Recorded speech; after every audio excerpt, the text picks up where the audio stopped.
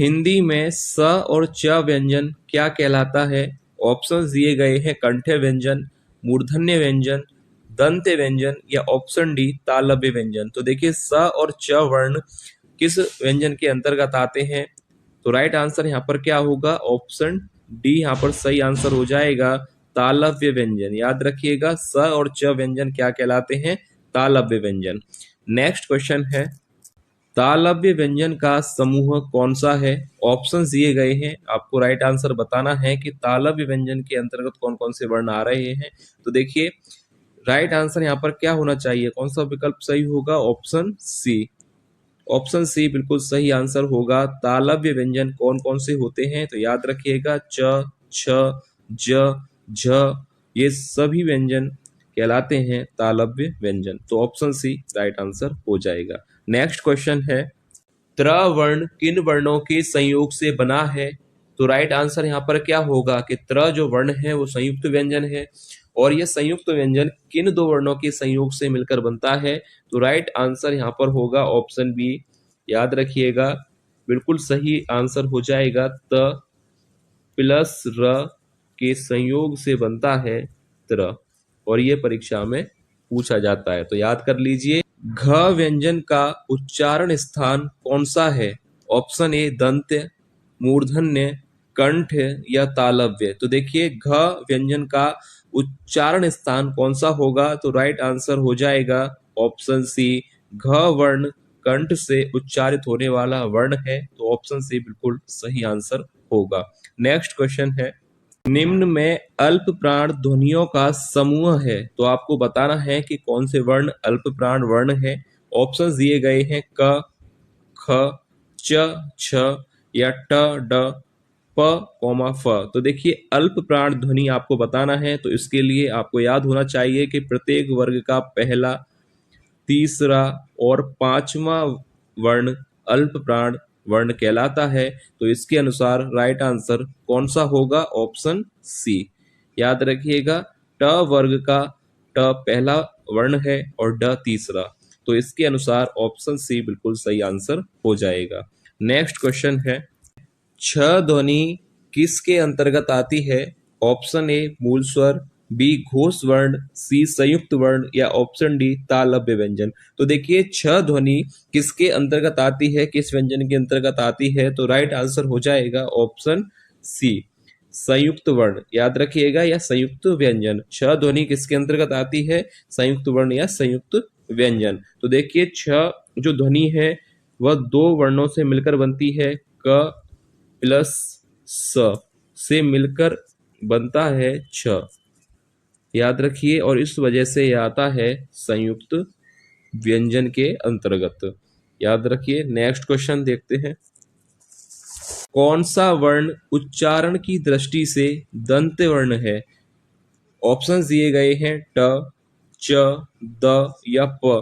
तो देखिए आपको बताना है कि कौन सा वर्ण है जो दंत वर्ण है। तो देखिए अगर ट मूर्धन्य वर्ण है, याद रखिएगा मूर्धन्य व्यंजन है, च तालव्य व्यंजन है और प ओष्ठ व्यंजन है, तो द यहाँ पर बिल्कुल सही आंसर हो जाएगा, यह एक दंत वर्ण है। याद रखिए ऑप्शन सी बिल्कुल सही आंसर होगा। और बाकी मैंने आपको बताया है ट, च और प। ट क्या है? मूर्धन्य व्यंजन, च क्या है? तालव्य व्यंजन और प क्या है? ओष्ठ व्यंजन, और द क्या है? दंत व्यंजन। तो ऑप्शन सी राइट आंसर होगा। नेक्स्ट क्वेश्चन है, कौन सा वर्ण स्पर्शी व्यंजन नहीं है?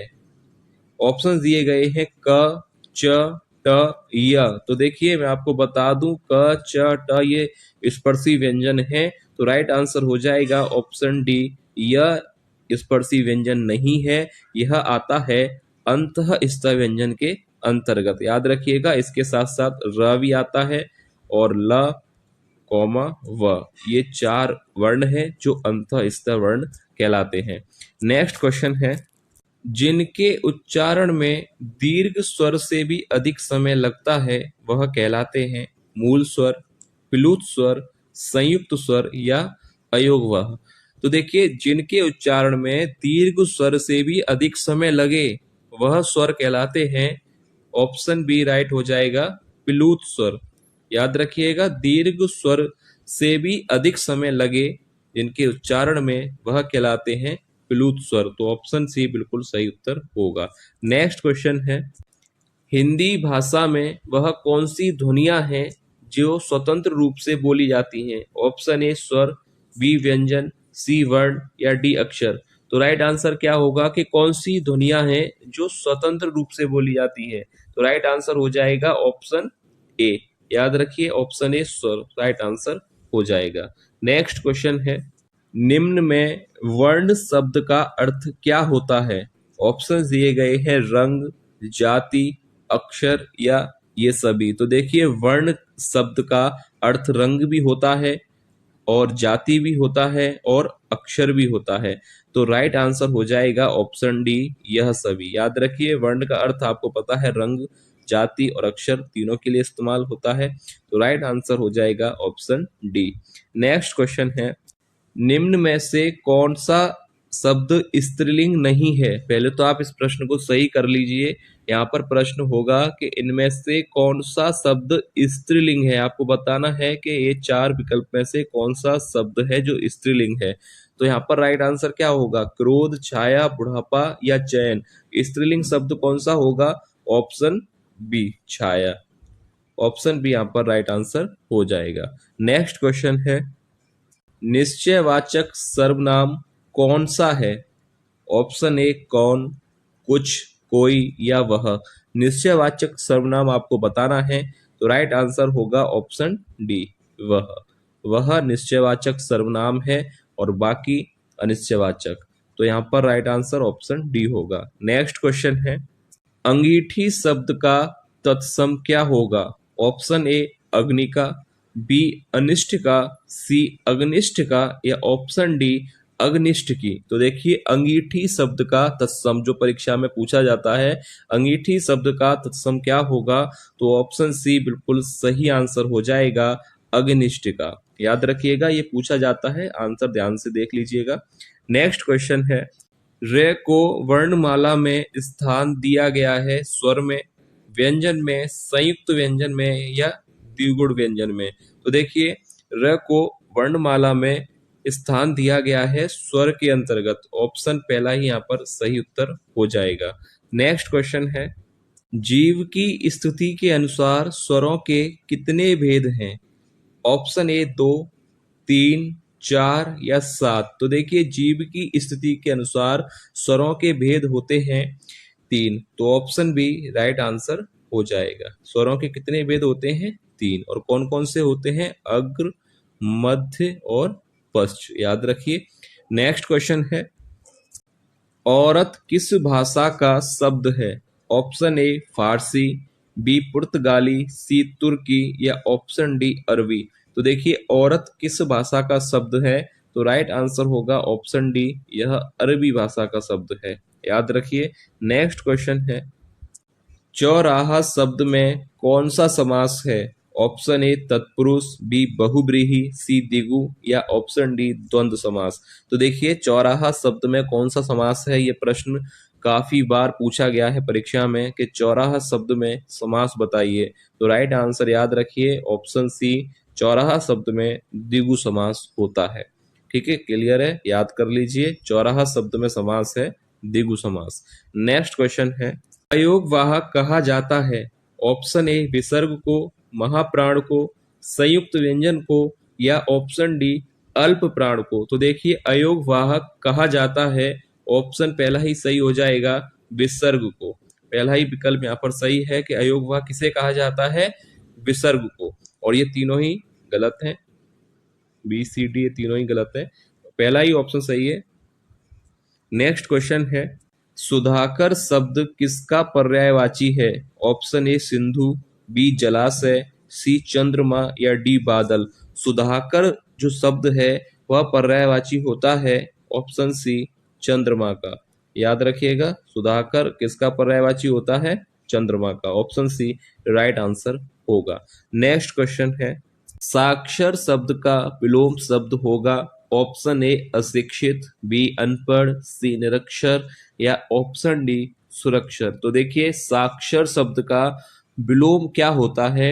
ऑप्शन सी राइट हो जाएगा, निरक्षर।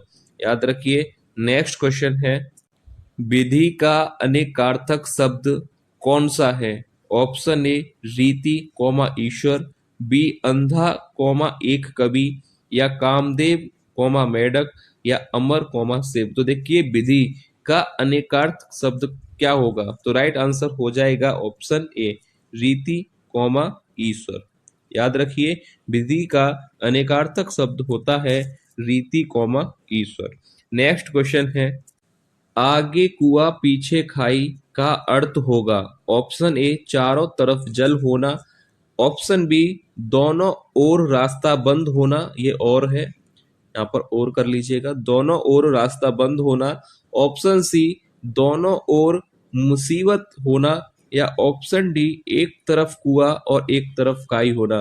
तो आगे कुआं पीछे खाई इस मुहावरे का सही अर्थ होता है ऑप्शन सी दोनों ओर मुसीबत। ठीक है, याद रखिए ऑप्शन सी राइट आंसर होगा। नेक्स्ट क्वेश्चन है, निम्न में अर्ध स्वर कहलाता है? ऑप्शन ए ल, प, र, य। तो अर्ध स्वर आपको बताना है कि अर्ध स्वर कहलाता है। तो राइट आंसर ऑप्शन डी हो जाएगा य। अर्ध स्वर कहलाता है यह, और यह टीजीटी हिंदी 2013 की परीक्षा में आपसे पूछा गया था परीक्षा में कि निम्न में से अर्ध स्वर कौन सा है? तो राइट आंसर हो जाएगा यह। याद रखिए। नेक्स्ट क्वेश्चन है, स्वर ध्वनि के प्रकार हैं, ऑप्शंस दिए गए हैं, दीर्घ स्वर, ऑप्शन बी मूल स्वर, यहाँ पर मूल होगा या मूल स्वर, ऑप्शन सी प्लुत स्वर, या ऑप्शन डी उपरोक्त सभी। तो देखिए स्वर जो होता है उसके अंतर्गत ये तीनों ही आते हैं, आपको पता होना चाहिए। दीर्घ स्वर, प्लुत स्वर और मूल स्वर, ये तीनों ही होते हैं। तो इसके अनुसार राइट आंसर ऑप्शन डी हो जाएगा। स्वर ध्वनि के प्रकार होते हैं मूल स्वर, दीर्घ स्वर और प्लुत स्वर। तो राइट आंसर ऑप्शन डी होगा। और ये प्रश्न पूछा गया था आपसे यूपी पीजीटी हिंदी 2004 की परीक्षा में। ठीक है, तो याद रखिए स्वर ध्वनि के प्रकार है, दीर्घ स्वर भी होता है, प्लुत स्वर भी होता है, मूल स्वर भी होता है। तो ऑप्शन डी उपरोक्त सभी राइट आंसर हो जाएगा। तो यह था वीडियो का लास्ट प्रश्न। उम्मीद है आपको वीडियो पसंद आई होगी। वीडियो को लाइक कीजिएगा, और जो भी विद्यार्थी पहली बार क्लास ले रहे हैं चैनल को सब्सक्राइब जरूर कर लें, क्योंकि ऐसे ही प्रश्न कराए जा रहे हैं। तो आप सभी चैनल से जुड़कर अपनी तैयारी कर सकते हैं। तो चलिए मिलेंगे नेक्स्ट क्लास में और महत्वपूर्ण प्रश्नों के साथ। तब तक के लिए धन्यवाद।